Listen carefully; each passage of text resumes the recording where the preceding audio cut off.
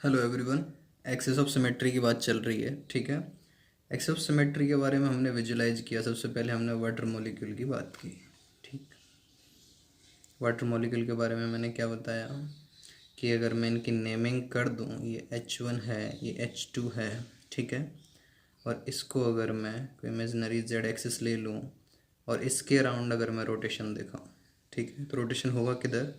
X Y plane में जाके rotation होगा, ठीक है। ये जेड एक्सिस है, ठीक है। इसके अबाउट रोटेशन दिखाना है तो रोटेशन होगा किस में? एक्स वाई प्लेन में रोटेशन होगा, ठीक है। कितने डिग्री का रोटेट किया था मैंने? रोटेशन किया था 180 डिग्री रोटेशन किया था, ठीक है। 180 डिग्री रोटेशन क्या हो जाएगा, क्या बताया था कि फेस चेंज हो चुकी है मॉलिक्यूल की, ठीक है, मतलब हर एक एटम की। और H1 की जगह पे H2 आ चुका है, H2 की जगह पे H1 आ चुका है, ठीक है। और फिर क्या बताया है, अगर हम इसको और फर्दर 180 डिग्री रोटेट कर दें, जिस डायरेक्शन में रोटेट कर रहे हैं उसी डायरेक्शन में, ठीक है, फर्दर 180 डिग्री रोटेशन कर दें तो क्या मिल जाएगी अपने को? वापस से जो आइडेंटिकल स्ट्रक्चर थी, जो हमारी इनिशियल स्ट्रक्चर थी, वही मिल जाएगी वापस से, ठीक है। जिसको हम लेके चले थे वही मिल जाएगी। अब इन दोनों में मैंने क्या रिलेशन बताया था? ये स्ट्रक्चर क्या है? ये इक्विवेलेंट स्ट्रक्चर है। ये जो बनाई है हमने, ये क्या है? ये इक्विवेलेंट, या फिर जिसे हम दूसरा नाम देते हैं नॉन डिस्टिंग्विशेबल, जो लगभग देखने में सेम दिखती है लेकिन हमें समझ में आ रहा है कि सेम नहीं है, इसमें फेस बदल चुकी है। और जो H1 H2 से अगर हम नेमिंग करें तो वो भी बदल चुके हैं आपस में, ठीक है। तो इस तरीके से हम बात कर रहे थे। अब यहाँ से हमारे माइंड में क्वेश्चन आता है कि एक्सिस ऑफ सिमेट्री तो प्रेजेंट है, ठीक है, लेकिन यहाँ पे हमने एक स्पेसिफिक 180 डिग्री का रोटेशन किया, तो क्या किसी में ऐसा हो सकता है कि वही जो इक्विवेलेंट स्ट्रक्चर आ रही है हमारी, वो 180 डिग्री रोटेशन की बजाय 90 डिग्री रोटेशन पे आ जाए, 60 डिग्री रोटेशन पे आ जाए, ठीक है, इस तरीके से। तो इनके बेस पे ही हम एक्सिस ऑफ सिमेट्री के डिफरेंट टाइप पढ़ रहे हैं, ठीक है। अब इसका एक देखो सिंपल सा लॉजिक देखो, अभी देखो बताते हैं इसको और डिटेल में देखते हैं। किसी में भी कौन सी एक्सिस ऑफ सिमेट्री है तो इसको बोलते हैं हम CN एक्सिस ऑफ सिमेट्री, ठीक है। जहाँ पे N क्या है? N है order of axis, order of axis, ठीक है। N क्या है हमारा? ऑर्डर ऑफ एक्सिस है, CN एक्सिस ऑफ सिमेट्री है, ठीक है। और N की वैल्यू कैसे निकालेंगे? N होगा हमारा 360 बाई थीटा, ठीक है, 360 डिग्री बाई थीटा। और जहाँ पे थीटा क्या है? थीटा वो मिनिमम एंगल है जिससे हमें minimum angle to get equivalent और या फिर नॉन डिस्टिंग्विशेबल ओरिएंटेशन। आई बात समझ में? थीटा है क्या? थीटा है minimum angle to get equivalent orientation. अब यहाँ पे इसमें देखते हैं हम कि कौन सी एक्सिस ऑफ सिमेट्री, ये जो एग्जांपल हमने लिया है अभी वाटर मॉलिक्यूल वाला, यहाँ पे हमने क्या किया कि अगर ऐसा कितना थीटा था, कितना मिनिमम एंगल था जिसके रोटेशन के बाद में हमको इक्विवेलेंट स्ट्रक्चर मिल गया? ऐसा 180 डिग्री था, ना इससे कम ना इससे ज़्यादा। ऐसा वो मिनिमम एंगल जिसके रोटेशन के बाद में हमें क्या मिल जाए? इक्विवेलेंट ओरिएंटेशन मिल जाए, ठीक है। बात समझ में आ रही है यहाँ से? तो यहाँ पे कौन सी एक्सिस ऑफ सिमेट्री है? तो एन की वैल्यू क्या आ गई यहाँ से? एन इक्वल टू क्या है हमारा? 360 बाई थीटा। तो 360 बाई थीटा वो मिनिमम एंगल जिससे रोटेट करने के बाद में क्या मिल जाए हमें? इक्वलेंट ओरिएंटेशन मिल जाए, ठीक है। तो एन की वैल्यू क्या आ चुकी है? 2। तो यहाँ पे एक्सिस ऑफ सिमेट्री कौन सी होगी? इसमें C2 एक्सिस ऑफ सिमेट्री होगी। बात समझ में आ रही है? कौन सी एक्सिस ऑफ सिमेट्री है? C2 एक्सिस ऑफ सिमेट्री है। अच्छा, क्या ऐसा हो सकता है किसी एक मॉलिक्यूल में कि भाई C2 भी हो सकती है, C3 भी हो सकती है, और भी डिफरेंट टाइप की हो सकती है? बिल्कुल हो सकती है। ऐसा कोई फिक्स नहीं है कि सिर्फ एक ही टाइप की एक्सिस ऑफ सिमेट्री मिलेगी। मॉलिक्यूल टू मॉलिक्यूल वेरी करती हैं ये सारी चीज़ें, ठीक है। अब हमने BF3 की बात की, BF3 की बात कर लेते हैं वापस से। BF3 में कौन सी है?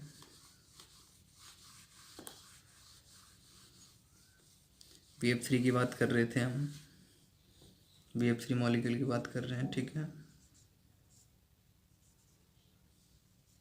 यहाँ बात करते हैं हम कौन सी एक्सिस ऑफ सिमेट्री। मैंने बताया था कि मैं इसको z एक्सिस ले रहा था, ठीक है, और मैंने इसको रोटेट किया एक्स एक्सिस के अलोंग। तो क्या हो रहा था, अगर ये F1 F2 F3 हैं तो यहाँ पे इसके रोटेशन के बाद में, ठीक है, इसके अलोंग में रोटेशन दिखा रहा हूँ अगर, तो कौन से प्लेन में रोटेशन होगा, इस एक्स वाई में। तो ये जो F है ये इसकी जगह पर आ जाएगा, ये इसकी जगह पर आ जाएगा और ये इसकी जगह पर आ जाएगा, ठीक है, 120 डिग्री रोटेशन के बाद में। अब यहाँ पे कितना डिग्री यूज हो रहा था, थीटा क्या आएगा यहाँ पे, 120 डिग्री, ठीक है, 120 डिग्री आया। तो यहाँ पे कौन सी एक्सिस ऑफ सिमेट्री है, सी एन क्या होगी, सी एन क्या है हमारी, जहाँ पे एन कैसे निकाल रहे हैं हम, n equal to 360 by theta. Theta कितना है, 120 डिग्री, तो क्या आ गई, 360 बाई 120 इक्वल टू 3, मतलब C3 axis of symmetry present है, ठीक है। कुछ और एक्सिस ऑफ सिमेट्री प्रेजेंट हो सकती है क्या। तो अब मैं बात करूं अगर इस एक्सिस के अलावा, ठीक है, ये अगर एक्सिस है इस तरीके से, तो मेरे को ऐसे रोटेट करना पड़ेगा इसको, ये भी बात बताई थी मैंने लास्ट क्लास में, ठीक है। अब इसको ऐसे रोटेट करना पड़ेगा, दूसरी जो स्ट्रक्चर मिलेगी वो भी ऐसे मिल जाएगी। तो यहाँ पे कितना है थीटा, क्या होगा, थीटा क्या होगा इस केस में, 180 डिग्री रोटेशन होगा पूरा का पूरा, ठीक है। तो यहाँ पे एन की वैल्यू क्या आ चुकी है, 360 बाई 180 मतलब 2। तो यहाँ पे कौन सी एक्सिस ऑफ सिमेट्री रिप्रेजेंट है, C2। तो क्या कह सकते हैं हम BF3 में, C3 भी है और C2 भी है, ठीक है। इस तरीके से हम बता सकते हैं हर एक मॉलिक्यूल में कौन सी एक्सिस ऑफ सिमेट्री प्रेजेंट है। कुछ और एग्जांपल लेते हैं, आगे बढ़ते हैं अभी।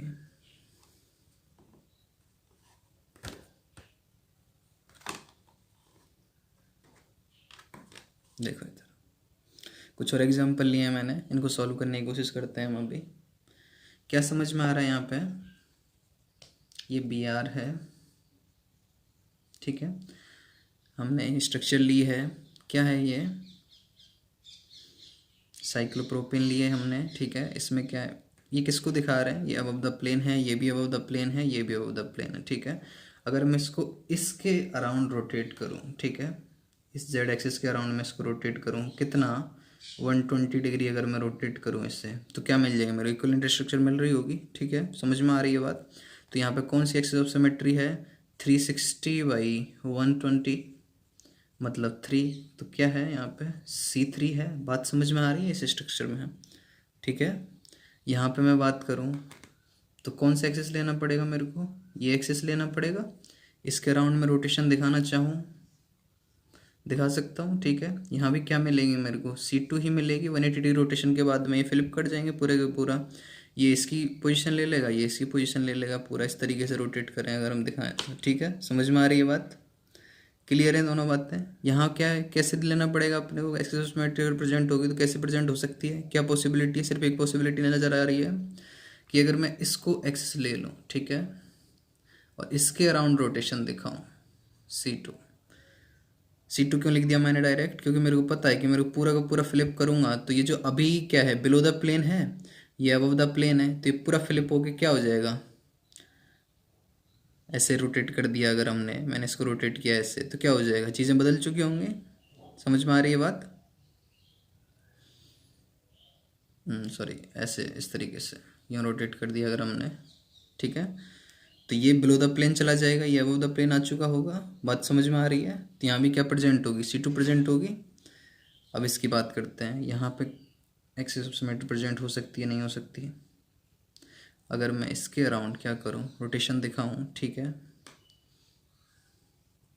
तो यहाँ भी क्या प्रेजेंट हो जाएगी मेरी, C2 प्रेजेंट हो पा रही होगी, बात समझ में आ रही है, ठीक है। इस तरीके से हम अलग अलग मॉलिक्यूल केस में अलग अलग देख सकते हैं।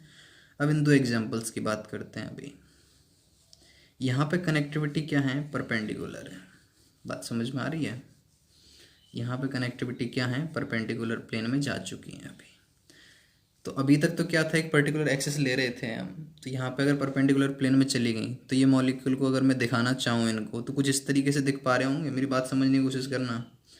ये H है, ये F है, ठीक है, ये मैंने इन सब को कलेक्टिवली ऐसे दिखा दिया है सर्कल से, और ये कुछ इस तरीके से H, कुछ इस तरीके से F।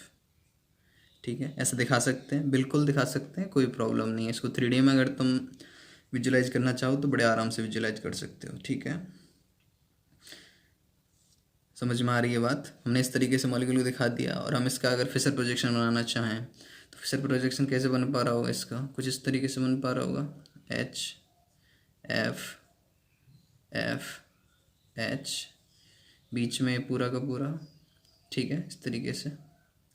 अब यहाँ पे मेरे को देखनी है कि भाई एक्सिस ऑफ सिमेट्री प्रेजेंट है, और प्रेजेंट है तो कौन सी होगी, कैसे समझ में आएगी बात? ध्यान से देखो कि यहाँ पे कितने डिग्री के एंगल पे है। यहाँ पे एक्सिस से 45 डिग्री के एंगल पे मिलेगी मेरे को C2। अगर मैं इसको रोटेट कर दूँ तो इस H की जगह ये H ले लेगा, इस F की जगह पे ये F ले लेगा। बात समझ में आ रही है? तो यहाँ पे क्या प्रेजेंट होगी? C2 प्रेजेंट होगी। सेम ऐसे ही इसको, जो परपेंडिकुलर प्लेन में जा चुके हैं ये चीज़ें, इनको दिखाना है अगर हमें तो कैसे दिखाएंगे? उनके लिए बड़ा सिंपल सा तरीका यही होता है। ठीक है, यहाँ पे ये F है, ये Cl है। ठीक है, इसको भी सेम दिखा दिया हमने। कैसे दिखा सकते हैं? ये F, ये Cl, ये Cl, ये F। तो यहाँ पे 45 डिग्री के एंगल पे, बात समझ में आ रही है? 45 डिग्री के एंगल पे तो ये क्या होगी? यहाँ भी C2 प्रेजेंट होगी। ठीक है, ये हमारी एक्सिस ऑफ सिमेट्री की बात रही।